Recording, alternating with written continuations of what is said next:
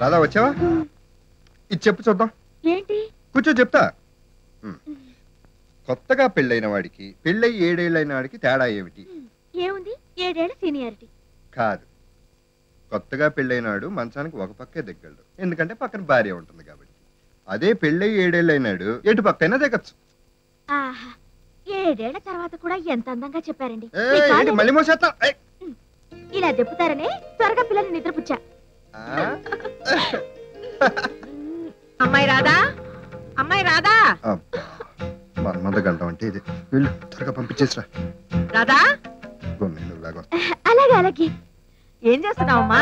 రండి కూర్చోండి, ఇప్పుడే పనులన్నీ అయ్యాయి. ఏం పనులు అవటమో ఏమో, డైలీ సీరియల్స్ అయిపోతున్నాయి కానీ డైలీ మన పనులు మాత్రం అవటం లేదు. అన్నట్టు ఈ రోజు రుతురాగలు చూసావా? చూడకపోతే కథ చెప్దామని. పొద్దుపోయింది పిన్ని గారు. పొద్దుపోయిందంటే గుర్తొచ్చింది, మొన్న పొద్దుపోయే వరకు నేను మా ఆయన డబ్బు కొద్ది ప్రేమ సీరియల్ గురించి మాట్లాడుకుంటూ ఉండిపోయాం.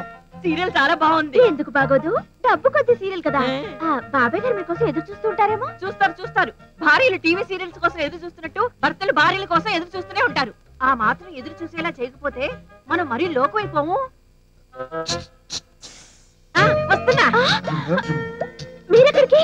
అదిగా అల్లుడి గారి అని పిలుస్తున్నా. ఆయన పిలుస్తుంది మిమ్మల్ని కాదు. నన్ను కాదా? నన్నేమో అనుకున్నా. అన్నట్టు చెప్పడం మర్చిపోయాను. మొన్న ఇలాగే కస్తూరి సీరియల్ అనుకుని మహిళ సీరియల్ చూసేసా.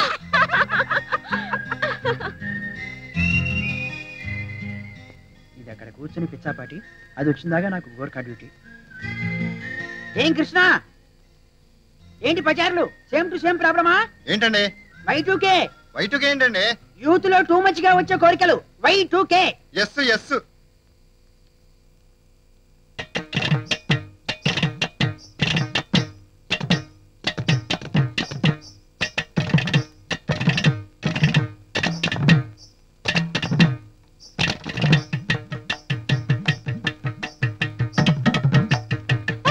అయ్యో, ఏం చెప్పాలో నాకు అంత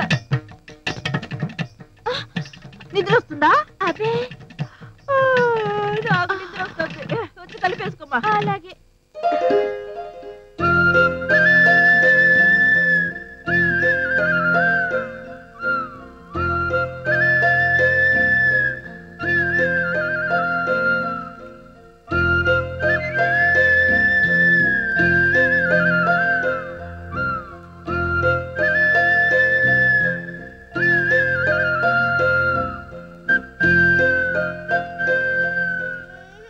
నవ్వవయ్య బాబు, నీ సొమ్మే పోతుంది, నీ సోకే పోతుంది, నీ సొమ్మే పోతుంది, నీ సోకే పోతుంది. నవ్వు దొరబా